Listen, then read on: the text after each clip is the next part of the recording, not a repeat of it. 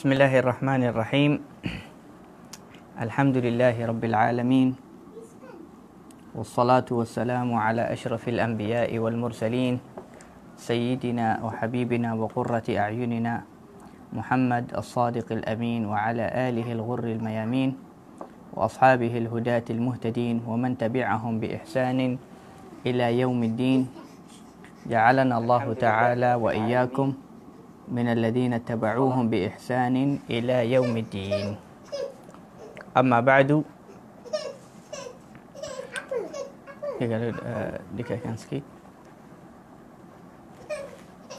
نوينا التعلم والتعليم والتذكر والتذكير والنفع والانتفاع والإفادة والاستفادة والحث على التمسك بكتاب الله وسنة رسوله صلى الله عليه وسلم والدعاء إلى الهدى والدلالة على الخير ابتغاء وجه الله ومرضاته وقربه وثوابه. سبحانك لا علم لنا إلا ما علمتنا إنك أنت العليم الحكيم.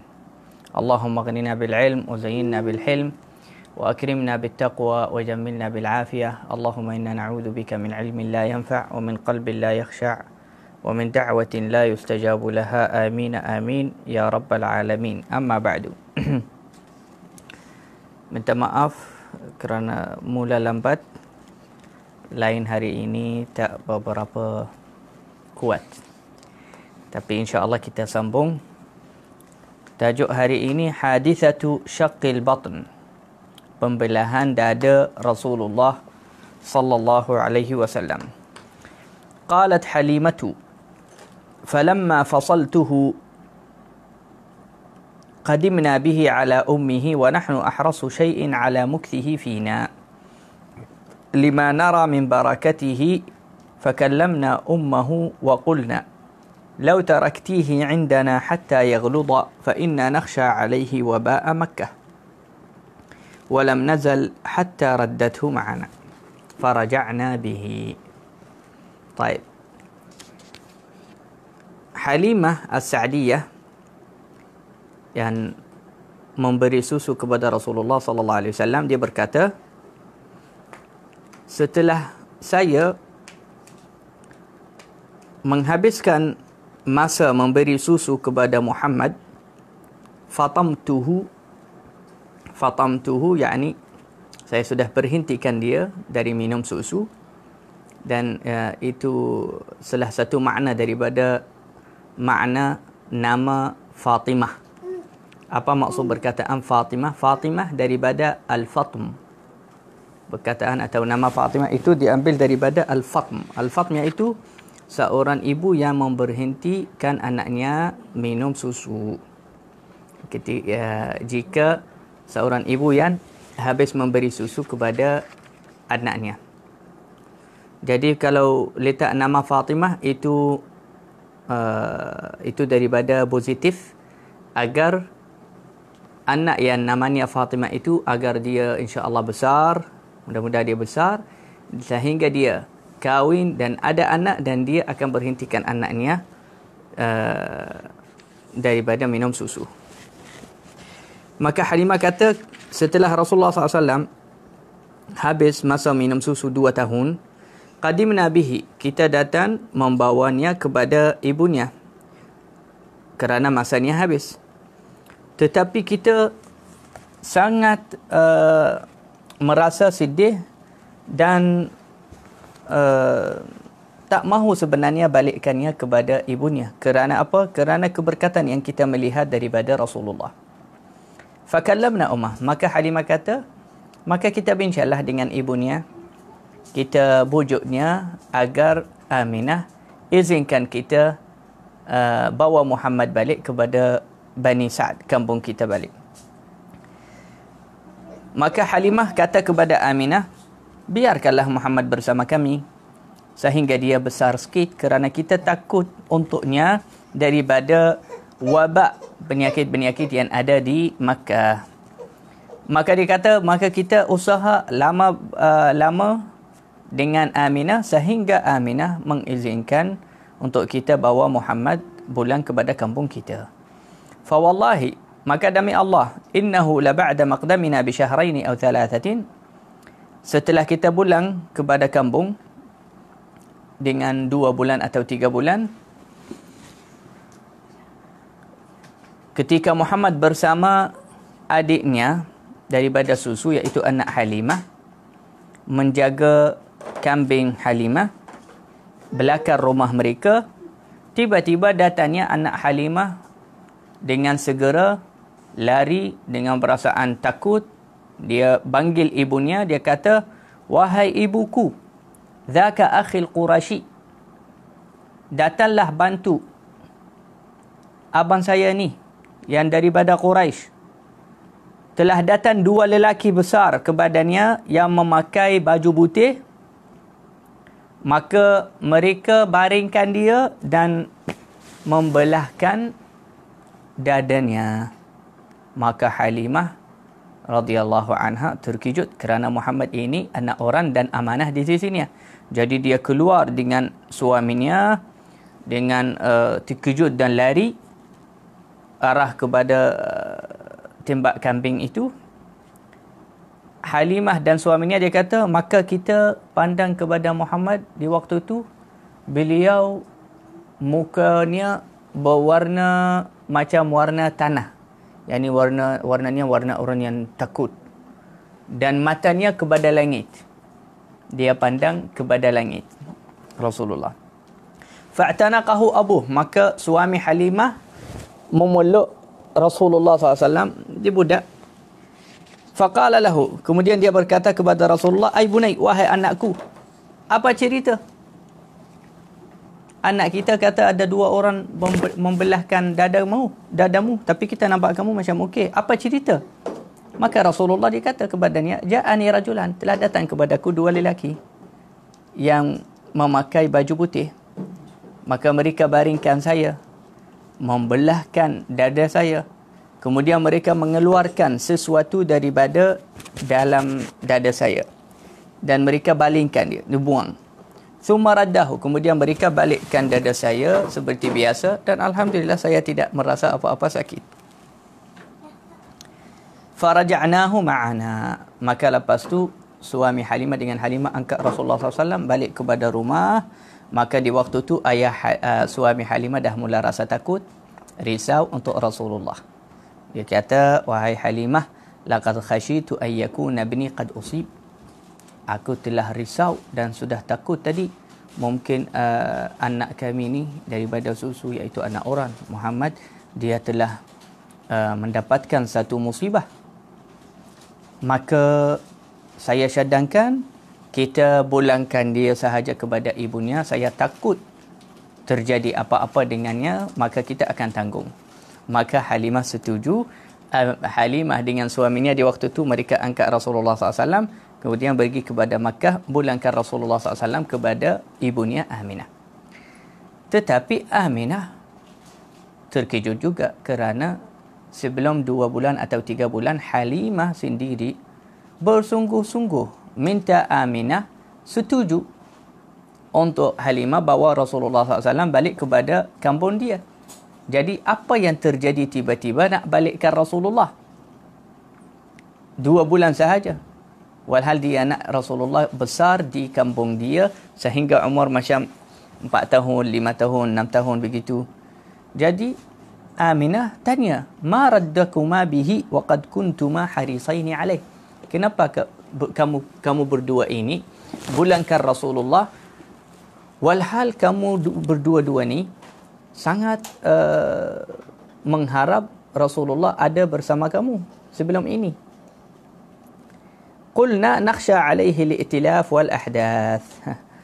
Mereka kata, kita sahaja nak balikkan dia sebab kita takutlah apa-apa jadi macam tu. Jadi mereka takut nak cerita kepada Aminah apa yang terjadi. Maka Aminah kata kepada Halimah, "Ma dhaki bikuma fasduqani sya'nukuma." Dia kata, ini bukan cerita sebenar.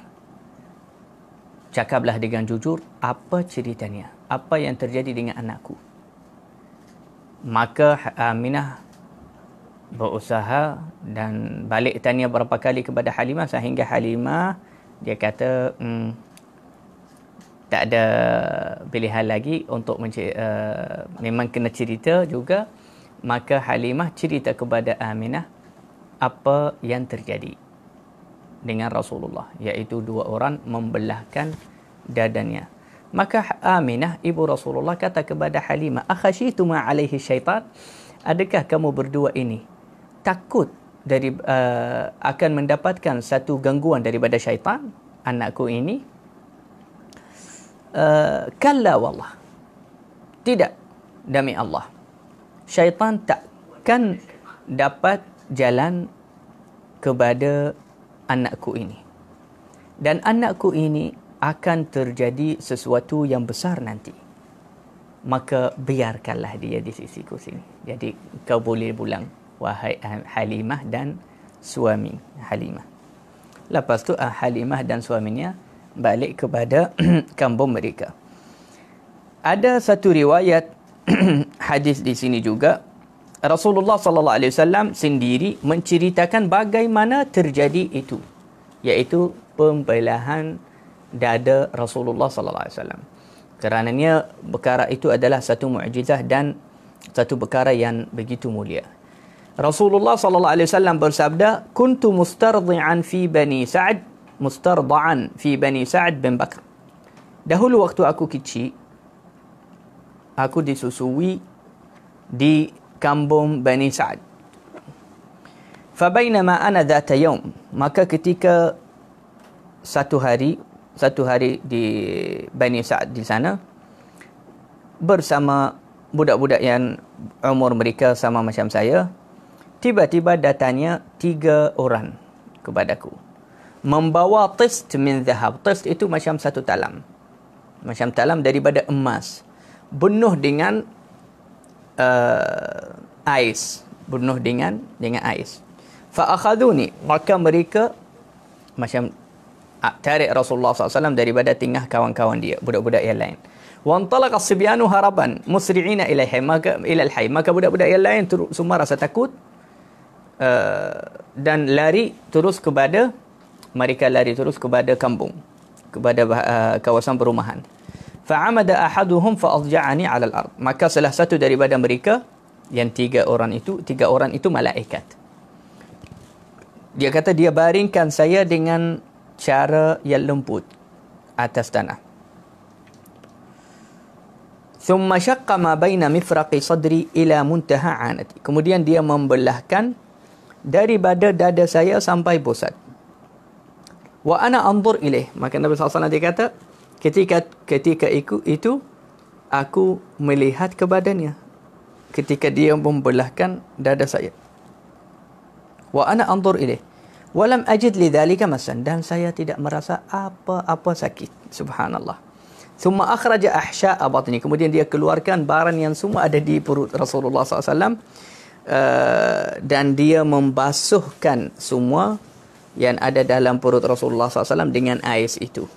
Dan juga dengan dia membasuhkannya dengan cara yang menghabiskan semua kekotoran pada perut Rasulullah SAW. Kemudian dia balikkan barang itu di dalam perut Rasulullah SAW. Thumma qama tsani, kemudian datang malaikat yang kedua. Malaikat yang pertama selesai tugasnya, habis kerjanya. Sekarang malaikat yang kedua pula. Dia kata kepada malaikat yang pertama, tipi sikit. Malaikat yang pertama, dia tipi. Kemudian malaikat yang kedua, dia masuk tangannya di dalam dadaku. Kemudian dia keluarkan hati saya.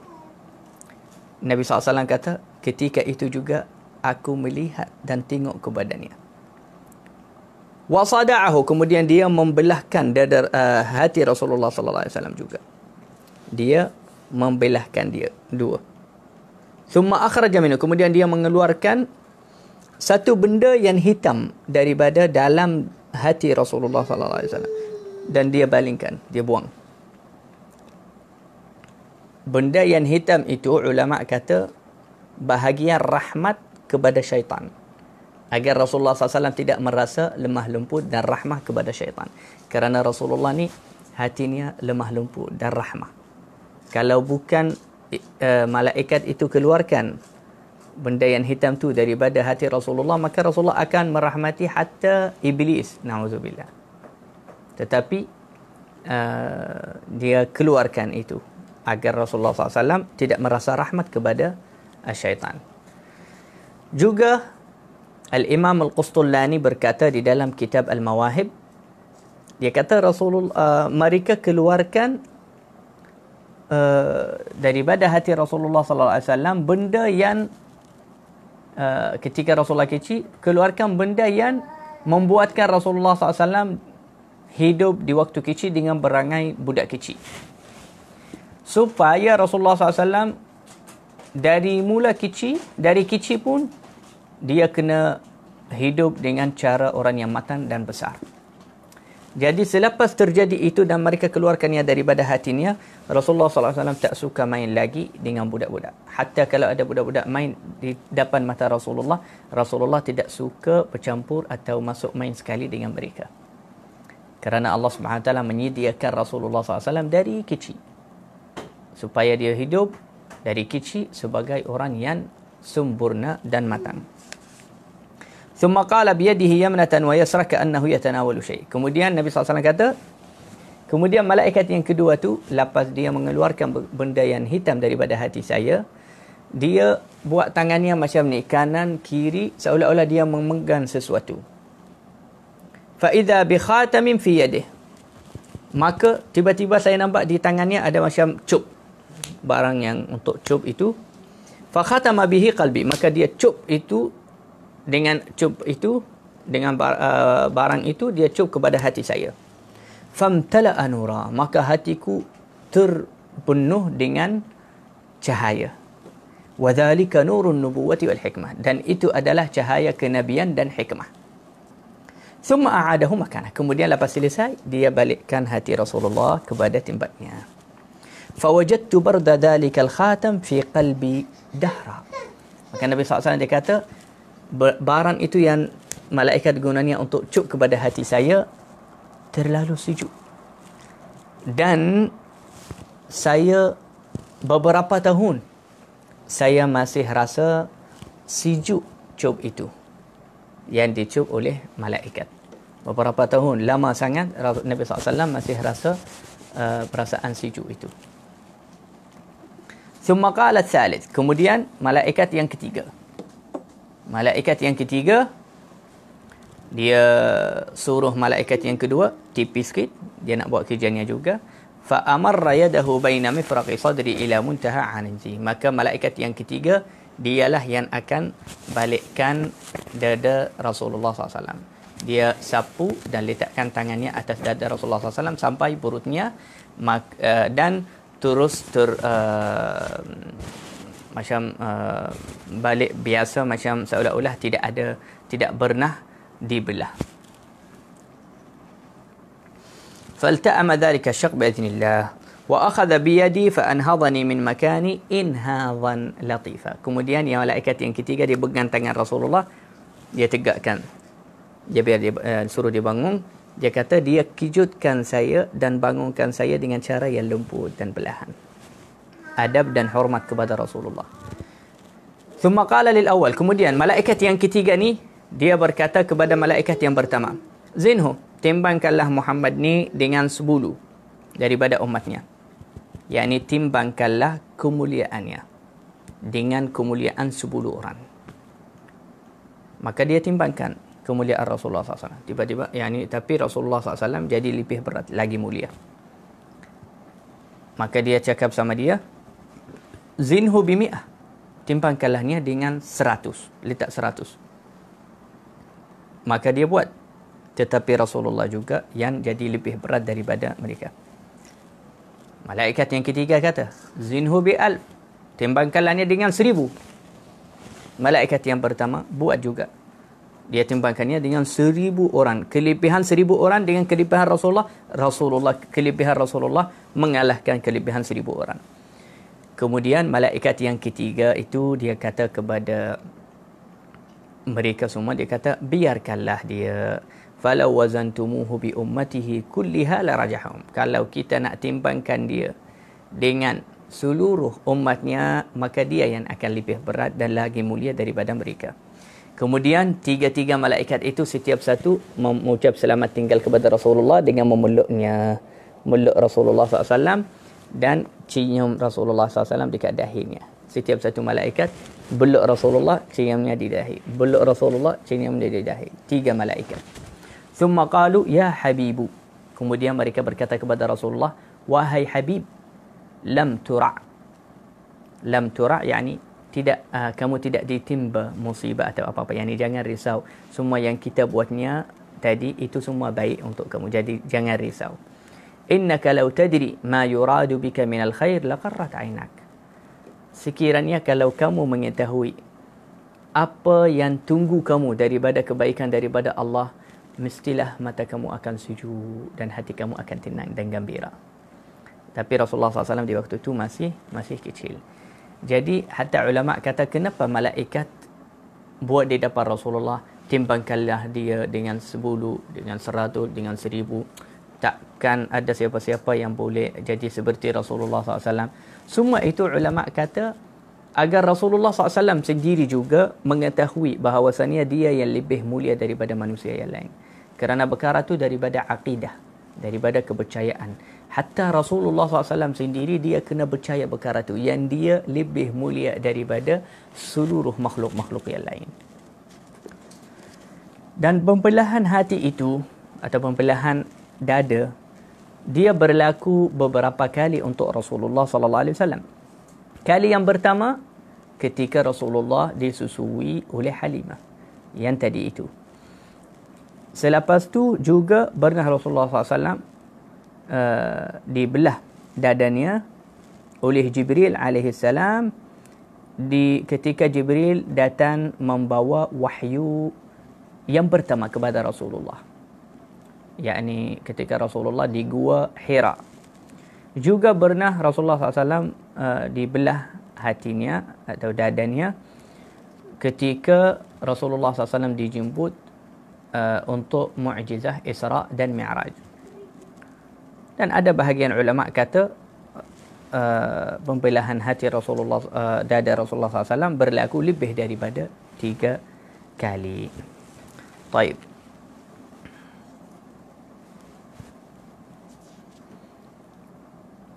Wal hikmatu fi syaqqi sadri fi hal sibah wastikhraj. Baik, khatamun nubuwah.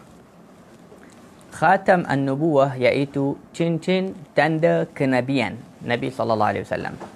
Wa qad khutima bi khatamin nubuwah baina katifaihi sallallahu alaihi wasallam. Dikata dan telah dicup di antara dua-dua bahu Rasulullah sallallahu alaihi wasallam dari belakang dengan cincin tanda kenabian Nabi sallallahu alaihi wasallam. Ada riwayat yang kata cincin tanda kenabian Nabi sallallahu alaihi wasallam itu diletak di badan Rasulullah sallallahu alaihi wasallam selepas dibelah dadanya oleh malaikat juga. Ketika malaikat membelahkan dada Rasulullah, mereka buat sekali cincin tanda kenabian. Tetapi ada riwayat-riwayat yang lain yang berkata bahkan cincin tanda kenabian sudah ada dari mula Rasulullah sallallahu alaihi wasallam lahir. Okey, apakah cincin tanda kenabian Nabi sallallahu alaihi wasallam itu? Iaitu satu daging yang lipih yang bentuknya macam telur burung berbati. Macam telur burung berbati kecil di belakang sini. Di antaranya ada beberapa rambut yang halus. Dan cincin tanda kenabian tu yang sebagai tanda kenabian Nabi SAW, bahagian kiri di sini baunya sangat wangi. Sentiasa baunya wangi. Dan itu adalah tanda kenabian Nabi SAW. Macam tu juga para anbiya dan mursalin ada tanda tu, cincin tanda kenabian, tapi sebelah kanan. Rasulullah SAW sebelah kiri. Sebagai satu keistimewaan untuk Rasulullah. Taib. Wafatnya Aminah ibu Rasulullah sallallahu alaihi wasallam. Daripada Ibnu Abbas radhiyallahu an, riwayat Imam Ibnu Sa'ad, beliau berkata, sesungguhnya Rasulullah sallallahu alaihi wasallam ketika telah sampai kepada umur 6 tahun, maka dia keluar dengan ibunya kepada saudaranya di Al-Madinah. Yakni ibu Rasulullah mahu ziarah saudara mereka di Madinah. Maka dia bawa Rasulullah sekali. Ketika tu Rasulullah umurnya 6 tahun. Saudara mereka tu nama mereka Bani Adi bin An-Najjar di Madinah. Juga ibu Rasulullah bawa sekali Ummu Aiman. Ummu Aiman ini hamba abdi Abdullah, ayah Rasulullah. Tetapi selepas ayah Rasulullah wafat, maka Rasulullah mewarisi Ummu Aiman itu daripada ayahnya. Jadi Ummu Aiman ini dia tua juga dan dia selalu membantu ibu Rasulullah dan membantu Rasulullah sallallahu alaihi wasallam.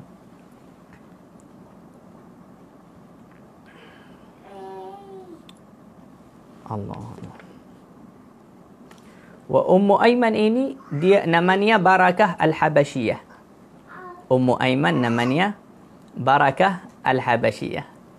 Antara ceritanya yang ajib sikit iaitu Ummu Aiman satu hari di Madinah setelah Rasulullah SAW diutus sebagai Nabi dan Rasulullah hijrah. Satu hari Ummu Aiman dah tua, dia suruh Rasulullah ketika Rasulullah berdiri, suruh dia, Rasulullah tolong bagi saya air. Bagi saya air. Jadi Sayyidatina Aisyah dia ada dan dia terkejut dengan beraninya Ummu Aiman bagi arahan kepada Rasulullah. Yani Sayyidatina Aisyah walaupun dia isteri Rasulullah tapi dia pun rasa segan dan malu dengan Rasulullah. So ini Rasulullah. Aisyah kata, "Wahai Ummu Aiman, tak malu ke? Suruh Rasulullah begitu." Dapat Rasulullah dengar. Ummu Aiman kata kepada Aisyah, "Allah, saya dah khidmat dia lagi banyak daripada ini." Yakni dari kecil, dari mula lahir Muhammad ini saya yang jaganya. Saya dari kecil jaga dia sampai besar. Tak apa bagi dia, sekarang saya minta dia tolong bagi air saja. Jadi Sayyidatina Aisyah rasa terkejut lagi juga dengan jawapan Ummu Aiman. Tapi Rasulullah SAW senyum. Rasulullah senyum dan Rasulullah kata kepada Aisyah, "Benarlah wahai Aisyah apa yang dikata oleh Ummu Aiman. Benar. Memang betul dia banyak bantu saya dan didik saya dari kecil sampai besar." Subhanallah akhlaknya dan tawaduknya Rasulullah sallallahu alaihi wasallam. Sebab itu Nabi sallallahu alaihi wasallam selalu memanggil Ummu Aiman ini dengan ummi ba'da ummi. Ibuku setelah ibuku. Ummu Aiman ini Nabi SAW panggilnya ibuku setelah ibuku. Maka ketika mereka pergi kepada Al-Madinah, sampai di Al-Madinah, turun di rumah saudara mereka di sana. Aminah kata, kita duduk sebulan di Madinah. Maka Rasulullah sallallahu alaihi wasallam kadang-kadang lepas Rasulullah SAW dah besar, lepas hijrah kepada Madinah, Rasulullah masih mengingati masa ketika ziarah Madinah bersama ibunya. Dia kata, saya masih ingat di rumah yang mana yang kita turun, saya dengan ibuku, dan di kolah sana saya belajar berenang.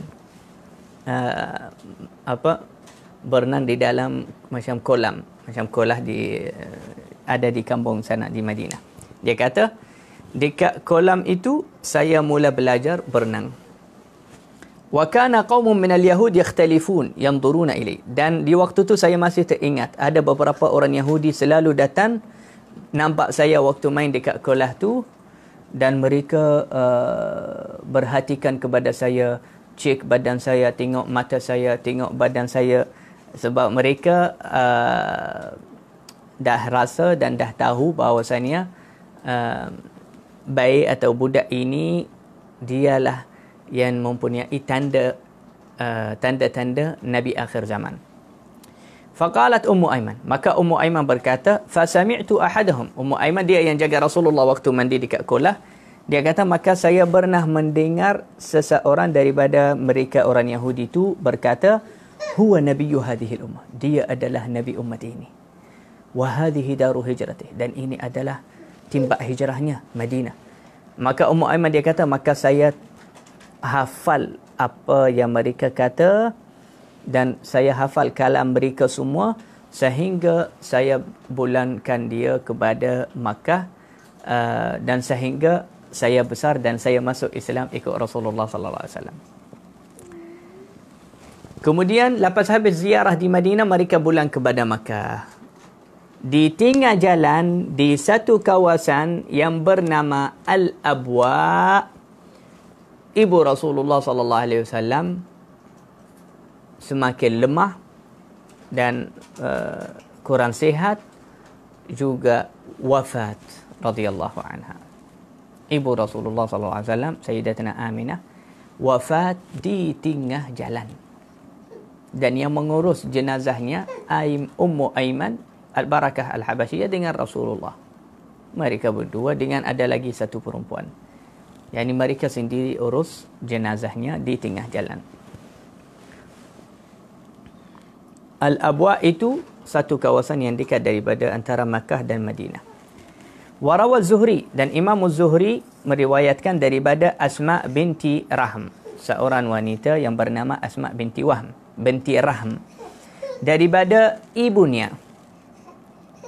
Ibunya berkata, aku pernah bersaksi ketika Aminah sakit sebelum meninggal. Dan ketika itu Muhammad masih budak. Umurnya 5 tahun. Dia duduk dekat dengan kepalanya. Fanadarat ila wajhi, maka dia melihat kepada wajah Rasulullah, Aminah, ibunya. Waqalat, kemudian dia berkata, bait-bait syair. Kita baca ni bait-bait syair daripada sini. Sayyidatina Aminah menuliskan, yakni menceritakan terus bait syair ketika dia melihat kepada wajah Rasulullah. Dia pandang kepada wajah Rasulullah ketika Sayyidatina Aminah mahu meninggal. Kemudian dia menceritakan syair memuji Rasulullah SAW. Dia bercakap dengan Rasulullah. Dia kata kepadanya, Baraka fika Allahu min ghulami. Semoga Allah memberkatimu, wahai anak. Ya ibnal ladzi min haumatil himami. Wahai anak seorang lelaki yang dapat selamat daripada dibunuh, iaitu ayahnya Abdullah. Naja bi'aunil malikil min'ami fawudi ghadat ad-darbi bisihami. Dikorbankan ayahmu dengan 100 unta agar tidak disembelih oleh ayahnya. Bimi'atin min ibilin suwami in sahha ma absartu fil manami. Kalau benarlah apa yang aku telah mimpi di dalam tidur tentang kamu, wahai anakku. Nabi dengar waktu tu umurnya 6 tahun, kecil. Fa anta mab'uthun ila al-anami. Maka kalau benar apa yang aku mimpi, maka engkau akan dibangkit oleh Allah kepada seluruh dunia. Min indi dzil jalali wal ikrami, daripada Allah yang Maha Agung. Tub'atsu fil hilli wa fil harami. Kamu akan diutus oleh Allah Subhanahu wa taala dengan menerangkan perkara yang halal dan haram. Juga daripada Al-Baitul Haram, daripada Makkah. Akan mula nubuwah kamu.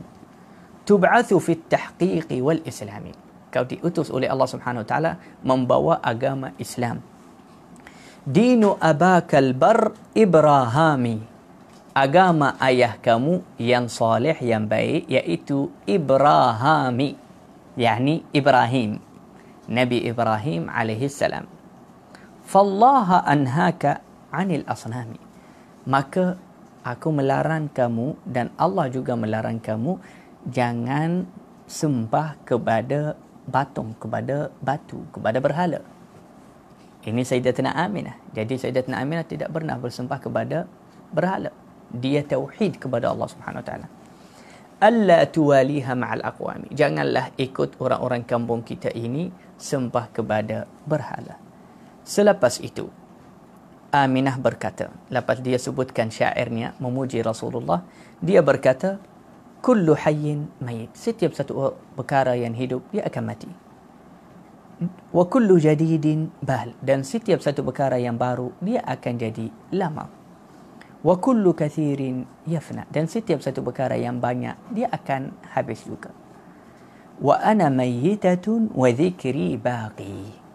Dan saya akan meninggal kejap lagi, tetapi sebutan saya dan pengingatan saya akan kekal.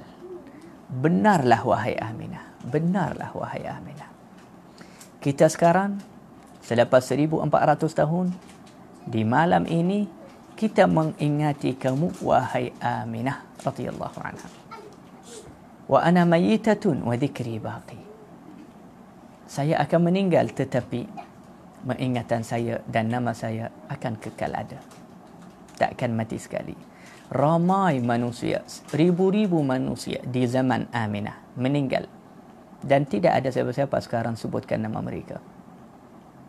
Tapi nama Aminah, sampai sekarang, kita mengingatinya, kita sebutkannya. Kerana ia ibu pada Rasulullah sallallahu alaihi wasallam. Waqad taraktu khaira, dan saya telah meninggalkan untuk dunia ini satu kebaikan. Wa waladtu tuhra, dan telah melahirkan satu anak yang suci. Kemudian Sayyidatina Aminah meninggal. Allah. Fakunna nasma'u nawhal jinni 'alaiha. Perempuan itu yang ibu Asma, dia kata, maka setelah dia meninggal, Aminah, semua orang sedih untuk meninggalannya. Sehingga kita mendengar jin juga.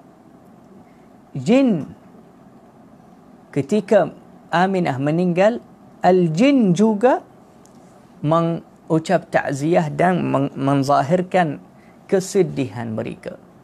Kerana Aminah, ibu Rasulullah, telah meninggal dan tinggalkan anaknya Rasulullah sallallahu alaihi wasallam begitu, tidak ada ayah, tidak ada ibu. Fahafidna min dhalika, maka mereka kata, maka kita telah hafal sedikit sahaja daripada nauhul jin, yakni ta'ziyah jin kepada Aminah. Yakni mereka bukan nampak jin, mereka dengar suara jin, suara dari gunung, dari macam tu, membaca syair, memuji Aminah dan mengucap ta'ziyah untuk meninggalannya. Daripada ta'ziyah jin untuk Aminah, dia kata, nabkil fatatul barratul aminah. Kita nangis untuk seorang perempuan yang baik, yang aminah. Kerana Aminah waktu itu umurnya belas-belas atau umurnya 22 tahun. Yani masih muda juga sebenarnya. Rasulullah, ayah Rasulullah meninggal pun masih muda. Umur 21 atau 22. Zatul jamal al-iffatul razinah. Yang amat cantik, jin kata. Yang amat cantik dan suci dan hebat. Zawjati Abdullah wal qarina, istri pada Abdullah, ummi Nabiyillah dhis sakinah, ibu pada Nabi Allah yang mempunyai sakinah. Sakinah iaitu ketenangan dan bantuan daripada Allah. Wa sahibul minbari bil Madinah, dan yang memiliki atau yang mempunyai mimbar di Madinah. Ini belum lagi dapat Nabi, tapi jin dah tahu, dah dapat tahu. Sarat lada hufratiha rahinah, maka dia telah masuk di dalam lubangnya itu, yakni kuburnya, rahinah. Tidak boleh keluar lagi daripada kuburnya. Hatta al-jin, Masya Allah, mengucap ta'ziyah kepada Sayyidatina Aminah rahimahullah. Qadiyatu najati walidayh. Baik. Kerana kita telah selesai mencerita wafatnya ayah Rasulullah dan wafatnya Aminah, ibu Rasulullah, kita akhirkan insya-Allah dengan menceritakan tentang ayah Rasulullah dan ibu Rasulullah selamat daripada api neraka. walaupun mereka meninggal sebelum Rasulullah sallallahu alaihi wasallam diutus oleh Allah Subhanahu wa taala, tidak dapat masuk Islam, tetapi mereka selamat daripada api neraka. Bismillahirrahmanirrahim. Minta maaf saya buat live ini secara selfie hari ini. Jadi ini tangan kanan saya. Jangan Dayan fikir salah itu kiri saya. Ini tangan kanan saya, tapi kamu nampak kiri. Taib. Wa qad ruwiya, diriwayatkan bahwasanya Aminah ibu Rasulullah telah beriman dengan Nabi sallallahu alaihi wasallam setelah dia wafat. Bagaimana? Imam At-Tabarani meriwayatkan dengan sanadnya sehingga Sayyidatina Aisyah berkata, Nabi sallallahu alaihi wasallam pernah turun di Al-Hujun. Hujun itu satu bukit yang dekat daripada Makkah. Sedih. Rasulullah SAW sedih dan nangis. Fa'aqama bihi masya'Allah. Maka Rasulullah SAW duduk lama di sana. Kemudian Rasulullah balik rasa gembira. Rasulullah berkata, Sa'altu Rabbi, saya mohon kepada Allah, Tuhanku, sehingga Allah Subhanahu Wa Taala mengizinkan saya untuk menghidupkan ibuku. Allah menghidupkan ibuku balik. Sayyidatina Aminah. Fa'ahya li ummi, maka Allah menghidupkan ummi balik. Fa'amanat li, maka dia bangun daripada meninggal. Dia sahaja Allah hidupkan dia untuk beriman kepada Rasulullah sallallahu alaihi wasallam. Selepas tu balik wafat seperti biasa. Ada riwayat lain yang kata Allah Subhanahu Wa Taala telah menghidupkan dua-dua ibu bapa Rasulullah, bukan ibunya sahaja, ayahnya juga. Sehingga mereka beriman kepada Rasulullah, selepas tu mereka balik wafat. Hadis ini riwayat Imam Suhaili wal Khatib. Al-Imam Al-Qurtubi berkata, antara kelebihan dan khususiyah Rasulullah sallallahu alaihi wasallam iaitu Allah Subhanahu Wa Taala menghidupkan untuk Rasulullah ibu bapanya agar mereka beriman kepada Rasulullah, dan perkara itu bukan mustahil, boleh diterima dengan secara logik dan syariat. Bahkan Al-Imam Al-Qurtubi dia kata di dalam Al-Quran pun di surah Al-Baqarah Allah cerita tentang orang yang dari Bani Israel itu yang bunuh Ba'achinya, bagaimana dia dah mati, lepas tu mereka bukulnya dengan tulang lembu tu, dia balik hidup. Jadi perkara tu dalam Al-Quran pun banyak pun orang itu yakni itu dah mati tetapi dia balik. Jadi perkara tu bukan mustahil untuk orang mati dibalik hidup. Kerana itu semua daripada Allah Subhanahu Wa Taala. Juga Nabi Isa AS, Allah cerita dalam Al-Quran, Nabi Isa banyak kali menghidupkan orang balik lepas mati. Juga Rasulullah sallallahu alaihi wasallam, Nabi Muhammad, banyak orang yang Rasulullah SAW pernah menghidupkan mereka balik selepas mereka meninggal. Dan itu kita akan bacanya insya-Allah dalam kitab ini juga, dalam bab mu'jizat Rasulullah sallallahu alaihi wasallam. Jadi kalau perkara itu ada di dalam Al-Quran, di dalam As-Sunnah, jadi apa yang mustahil, apa yang tak masuk akal, yang ibu bapa Rasulullah dihidupkan oleh Allah Subhanahu Wa Taala balik untuk beriman kepada Rasulullah sallallahu alaihi wasallam.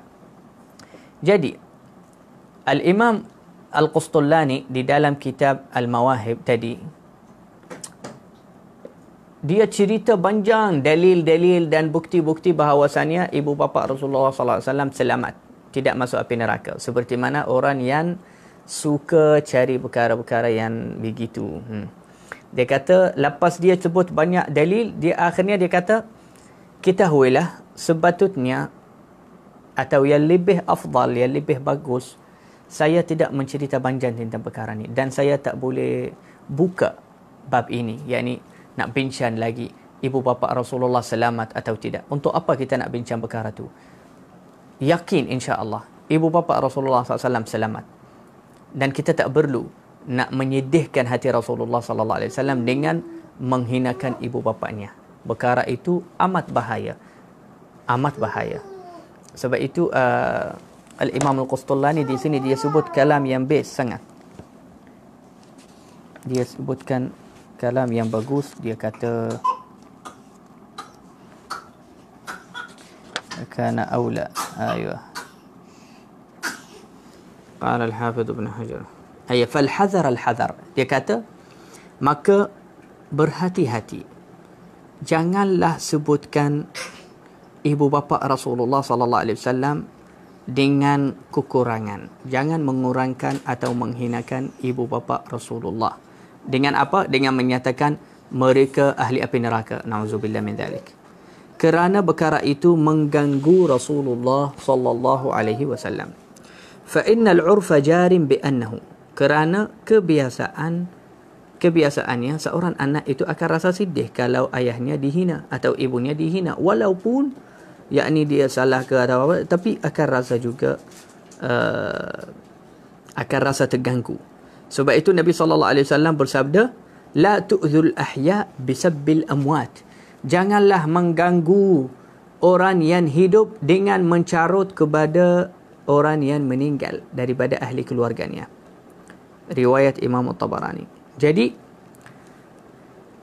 banyak ulama ahli sunnah wal jamaah yang menyatakan ibu bapa Rasulullah sallallahu alaihi wasallam selamat, ahli syurga insya-Allah, kerana mereka hidup sebelum Rasulullah SAW diutus oleh Allah. Jadi mereka tak sempat ada di zaman Rasulullah SAW Nabi dan Rasul. Mereka meninggal awal. Dan mereka termasuk juga daripada ahli fatrah. Ahli fatrah itu iaitu manusia yang hidup di zaman antara Nabi dan Nabi. Iaitu antara Nabi Isa dengan Nabi Musa dengan Nabi Muhammad ada 600 tahun. Antara Nabi Muhammad dengan Nabi Isa ada 600 tahun. Semua orang yang hidup di dalam 600 tahun itu dimaafkan. Kerana tidak ada Nabi yang datang mengajarkan mereka tauhid dan agama. Sebab itu Allah Subhanahu wa taala berfirman, "Wa ma kunna mu'adzibina hatta nab'atha rasula." Dan kita tidak akan menurunkan azab kepada sebuah kaum yang kita tidak mengutuskan seorang nabi kepada mereka. Dan betul perkara itu. Itu keadilan daripada Allah, kemuliaan daripada Allah Subhanahu wa taala untuk mereka. Jadi ibu bapa Rasulullah SAW yang pertama sekali, mereka bukan syirik, mereka bukan sembah kepada berhala, dan mereka mengikuti agama Nabi Ibrahim alaihissalam. Dan mereka tak kalau sekiranya kita tak mahu percaya hadis yang mereka hidup balik lepas meninggal, walhal perkara itu biasa, mereka tak sempat ada di zaman Nabi SAW ketika Rasulullah besar. Bahkan bagaimana kalau dah ada banyak riwayat hadis yang menyatakan Allah Subhanahu Wa Taala telah menghidupkan ayah dan ibu Rasulullah balik untuk mereka beriman kepada Rasulullah. Al-Imam As-Suyuti rahimahullahu taala, dia menulis satu kitab, best kitab itu, tapi dalam bahasa Arab wallahu a'lam, kalau ada dalam translate-nya dalam bahasa Melayu. Dia tulis satu kitab khas, dia kecil sahaja, tintan dalil atau bukti bahawasanya ibu bapa Rasulullah sallallahu alaihi wasallam selamat dan tak ada hujah bagi orang yang ingin memandang rendah kepada ibu bapa Rasulullah sallallahu alaihi wasallam. Juga Al-Imam Fakhruddin Ar-Razi dalam kitabnya Asrarut Tanzil, dia berkata semua ibu bapa Rasulullah sallallahu alaihi wasallam muslimin, Islam, mereka orang Islam. Dan yang membuktikan itu, buktinya sabda Rasulullah sallallahu alaihi wasallam yang dia kata, lam azal, saya terpindah daripada tulang sulbi yang orang yang suci kepada rahim perempuan yang suci. Jadi Nabi sallallahu alaihi wasallam dia kata ibu bapaknya semua, atuk neneknya semua, sehingga Nabi Adam semuanya suci. Nabi SAW kata semuanya suci. Dan Allah Subhanahu Wa Taala berfirman, innamal musyrikuna najas, sesungguhnya orang yang syirik, orang musyrikin ini najis, bukan suci. Maka dia kata, Imam Ibn Hajar dia berkata, dan Imam Ar-Razi dia kata, jadi makna itu semua atuk-atuk Rasulullah SAW, nenek-nenek Rasulullah SAW, ibu bapa Rasulullah SAW juga, semua mereka orang Islam sebab mereka suci Dan perkataan suci ni khas untuk orang Islam. Ya, dan orang yang syirik, yang sembah kepada selain Allah Subhanahu wa taala, Allah Subhanahu wa taala berkata, berfirman, dia adalah najis, yakni tidak suci. Jadi takkan Rasulullah SAW kata tintan ibu bapaknya, kalau mereka bersyirik atau musyrikin, dia akan cakap mereka suci. Bahkan Nabi SAW dia kata mereka semua suci kerana mereka orang yang mengikuti tauhid dan sembah hanya kepada Allah Subhanahu wa taala. Juga di sini dia akhirkan bab ini dengan 3 bait syair yang ditulis oleh Al-Imam Syamsuddin bin Nasiruddin Ad-Dimashqi. Dia berkata, haballahu an-nabiyya mazida fadlin. Translate-nya, Allah Subhanahu wa taala telah memberikan banyak kelebihan kepada Nabi. Ala fadlin wa kana bihi ra'ufa. Dan Allah Subhanahu wa taala memberi kepada Rasulullah SAW anugerah setelah anugerah, anugerah setelah anugerah, dan Allah maha lembut atas Nabi sallallahu alaihi wasallam. Fa ahya ummuhu, maka antara kelebihan yang Allah memberikannya kepada Rasulullah, Allah menghidupkan ibunya balik, juga ayahnya. Liimanin bihi, untuk mereka beriman kepada Rasulullah sebagai satu kelebihan atau kemuliaan bagi Rasulullah sallallahu alaihi wasallam.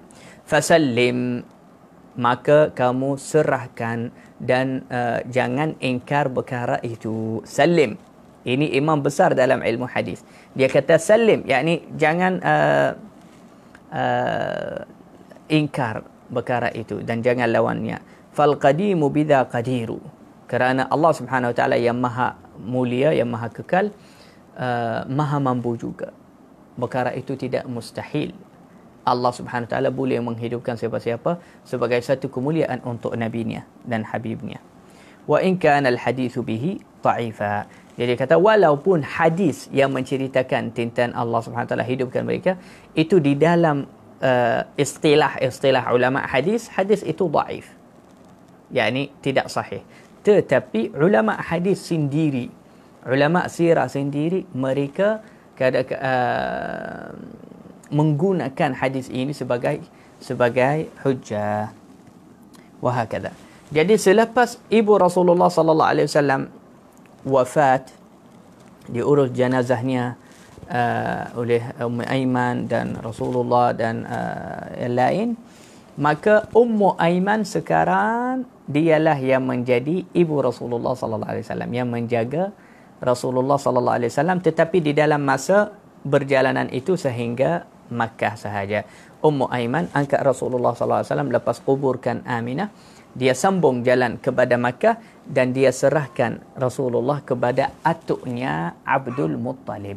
Abdul Muttalib itu dia juga selepas ibunya yang menjaga Rasulullah sallallahu alaihi wasallam sehingga Rasulullah sallallahu alaihi wasallam umurnya 8 tahun, yakni 2 tahun sahaja. Abdul Muttalib atuk Rasulullah jaga Rasulullah 2 tahun.